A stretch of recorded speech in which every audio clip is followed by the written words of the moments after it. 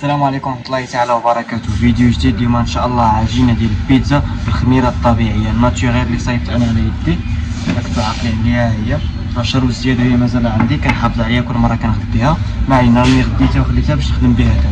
اول حاجة اخر عجينة باقا لكم معايا عجينة واحدة. شنو هي؟ عجينة الفينو. غير الفينو كيعطي واحد لوغو زوين، ولكن هذيك ما نديرها مرة ما ندير لكم 21 تعميرة ديال البيتزا ان شاء الله. وفيديو غدا ولا بعدو ديال صوص طوماط ناتوريل اللي كتصايب في الدار الطبيعيه الكلاسيكيه اللي كاينه في ايطاليا. سامارش. دابا مكونات شنو غنحتاجو.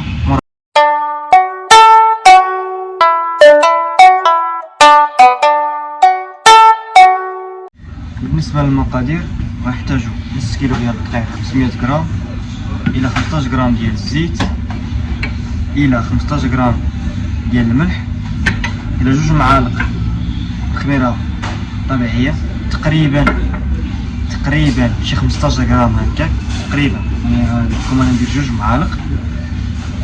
الماء 350. سامارش. طريقه العجن سامبل. السوائل هما الاولين، من بعد نزيدو تدريجيا المواد. هي الحاجه واحده ديما كنقول لكم الملحه ما تخلطوش مع الخميره. سامارش. يلا نمشيو للعجن. اول حاجه كنخويو ديك الكميه الماء ديالنا كامله كومبلي، ولكن الدقيق لا كيمشي تدريجيا. تقدر تحط الخميره تقدر تحط يعني لك الاختيار. المهم كنخويو الكميه ديال الطحين، ما كنخويوش كامله حيت كنخليو واحد شويه من مورا ما نخويو عليها الزيت، واحد شويه من نخليوه يعني ندردروه فوق البلاطو باش تما نكملو الدليك ديالنا. ما علينا. من بعد غتشوفوا الخميره الطبيعيه ديالنا راه ديجا طريقه التغليه وكيفاش تستعملها راه كاين واحد الفيديو تاع هذا غنديرو في قائمه التغليه ديال الخميره الطبيعيه. كندير 2 معالق، كنزيد واحد شويه حيت المعلقه راه عامره باقي فيها هكا 2 معالق وشويه، المهم تقريبا 15 غرام. كنخلطو ديك المكونات كاملين حتى كيدخل ديك الماء كامل في ديك الطحين. من بعد عاد كنزيدو المكونات الاخرى تدريجيا. وديما كنقول لكم الزيت والملح كيبقاو اخر حاجه في العجن باش ما تسخناش العجينه هذه واحد، وباش الشبكه الجلوتين تكون لينا كما كتشوفوا. عاد كنزيدوا الملح. من بعد كنبقاو نعجنوا مزيان، كندخلوا داكشي كامل. واحد حاجه في العجن، داكشي اللي كيكون في البلاطو راه غير من العجين، يعني ضروري خصو يبقى كما كتشوفوا. زدت واحد شويه من الكميه ديال الطحين اللي باقي، ونخلي واحد الكميه قليله باش نديرها فوق البوطاجي باش ندلك عليها. من بعد غنبقى ندخل داك الجوانب كاملين في العجين. من موراها غنزيد الزيت. حاجه واحده اخرى بالنسبه ديال الماء، انا كتعجبني العجينه تكون رطبه. علاش؟ ملي كتكون رطبه كتنفخ كتر الفران كتعطي واحد اللوغو زوين.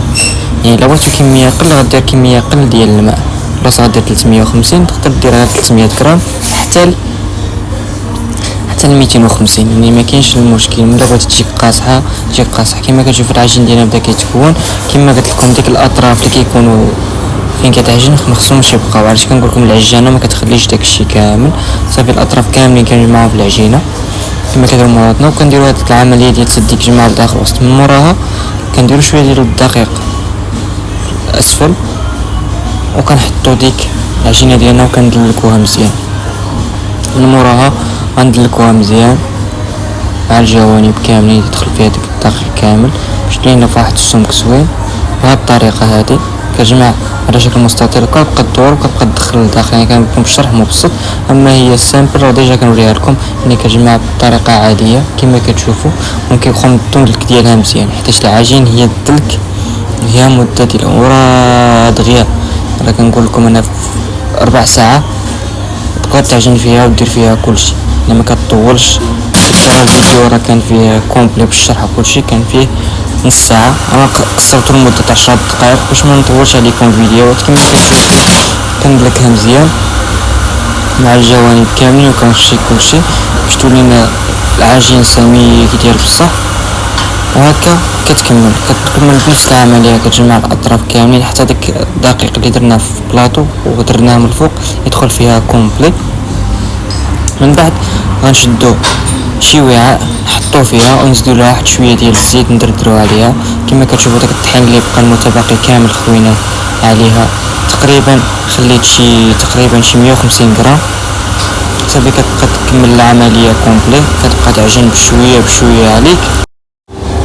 نحطوها في شي وعاء ترتاح لمده ديال ساعه باش نوري لكم اللوغو ديالها. تكونوا الا بغيتو تخدموا بها تخليوها 2 سوايع خارج الثلاجه، 2 سوايع داخل الثلاجه، 4 سوايع تعجن بها، ولا تخليها ترتاح 2 سوايع وتقسمها وتخلي كل عجينه يتقسم، كل مرة تقسم لمده 4 سوايع لمده ساعه، وصافي تقدر تستعملها. فوالا هاد العجينه هادي بخميره طبيعي كما كتشوفوا، درناها في واحد الوعاء، نزيدو عليها شويه ديال الزيت وكنديروها هكا بشكل دائري باش متبقاش لاصقه لنا كومبلي كما كتشوفوا. نزيدو شويه ديال الزيت، كنزيدو الاطراف كاملين كيتخشوا في الوسط، كنحطو العجين تحت، كنزيدها شويه زيت كما كتشوفوا، كتبقى تدور مع الجوانب، كندير لها بابي سلوفان ونخليوها ترتاح مده ساعه، وغنشوفوا النتيجه كومبلي ان شاء الله باذن. دابا نخليها ترتاح لمده واحد الساعه، تشوفوا غير اللوغو ديالها. من بعد نخشيها النبيره. لو بغيتو تخدموا بها ديريكت خليوها ترتاح 4 سوايع، 4 سوايع ديال الرقم تقدر تخدم بها ديريكت. الا بغيتي تخدم بها ديريكت مثلا في رمضان باغي تمشي للعجينه تعطيك واحد اللوغو زوين مع العصر، تكون صافي كتشنتها تخليها ترتاح كل مغرب 5 دقائق عجنها مشي على الفرن. كنتي خدام 72 ساعه دوزها في النبيره، التخمير ديالها كومبلي، درجة الحرارة بين 18 و 29 كتعطيك النبيرة هابطة. نهار واش نتلاقاو مورا 2 سوايع. إلا قديت مورا 2 سوايع ساعة باش على وسط الخدمة وبدا ساعة المكانة وتشوفو اللوغو ديالها وكل فيديو ديالنا سلام. نتسناو مورا ساعة. السلام عليكم. من بعد ما دزت 2 سوايع تشوفو النتيجة من الفوق وتشوفو كي ولات العجينة الخميرة الطبيعية. بعد ما ارتاحت من العجين غنشوفو النتيجة كي دايرة. واخا دازت مدة، شوف راه بداو مدة قصيرة، شوف بداو الأصفاد العجين ديالنا مهلابي بهاد النطق هذا تبارك الله. الأصفاد اللي فيها كما كتشوفو، شوف الشبكة الكلوتين كي دايرة التغيير في الكونات، واخا دازت غير واحد المدة صغيرة كما كتشوفو الأثقاب اللي كاينين تما. دابا غنقوم بواحد التدليك ديالها بسيط دغيا، وغادي نردها انا باش تخمر 24 ساعه، وانتم تقدروا تخدموا بها تما مورا تقسموها. كما كتشوفوا العجين ديالنا السمك ديالو كي داير، عجين الاستيكي كما كتشوفوا السمك ديالو تبارك الله ديال بصح، يعني ما غاديش يتقطع عليكم. تبعوا غير المراحل اللي كنقول لكم، الشرح المبسط كما كنقول لكم كما ديما غادي تصدق لكم. والبيتزا هي لاباط وهي الصوص، ديما كنقولها لكم. هذا الفيديو ان شاء الله غندير لكم صوص طوماط، من بعد كل نهار غندير لكم الصوص ان شاء الله باذن الله. كنكملوا الدرك ديالنا كتجمع الاطراف في الوسط، تتولي لك واحد الكره على شكل بول كما كتشوفوا. وهذه هي العجينه بالخميره الطبيعيه. كما شفتوا معايا العجينه ها هي، كما السمك ديالها تبارك الله الاستيك، يعني شحال من السمك ديالها هي هذيك. الطريقة ديال الخدمة ديالها تقدر تقسمها دابا 4 الكرات، 5 250 250 مويان، ديرها 280 الفوق، عبارة ديال 30 كبيرة. الطياب ديالها كيجي زوين ونفس اللوغو كما شفتو. رجعتو القوام ديالها من حليتي شوية البروتين، إلا غير لمدة 2 سوايع تخليتو أكثر تقدر تكون مقوية لكم وتخمرات أكثر. سلام عليكم. الفيديو ديالنا سلام. غدا ان شاء الله باذن الله غندير لكم فيديو على صوص طوماط كلاسيك ديال ايطاليا اللي مشهوره بزاف اللي كتعمر فيها البيتزا. من بعد غنديرو نبداو في التعميرات في رمضان ان شاء الله باذن الله، كل نهار بيتزا الصوص ديالها بكلشي ديالها ان شاء الله. مي غنسالي ديك 21 فيديو غندير لكم بيتزا بالفينو.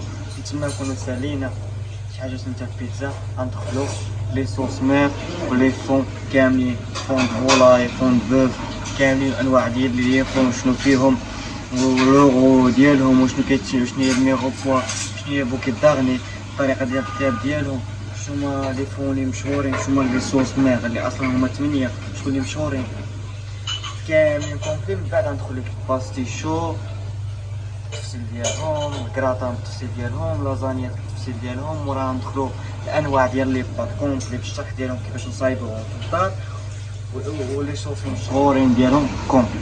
صافي، شفتوا الفيديو ديالنا يكون سهله، ما تبخلوش لينا بجيم وبارطاج.